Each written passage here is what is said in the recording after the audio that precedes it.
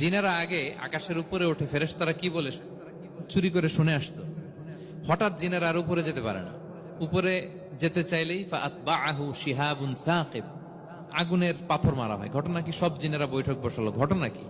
আগে কত তথ্য আগেই জেনে যেতাম, জেনে গণকদেরকে বলতাম, গণকরা আমাদেরকে ধন্যবাদ জানাইতো। তো এখন তো আসমানের সিকিউরিটি এত বেড়ে গেল কেন? কারণ কি? ওই যে শেষ নবী আসার কথা যে মনে হয় চলে আসছে, দেখো তো কোথায় আসছে উনি।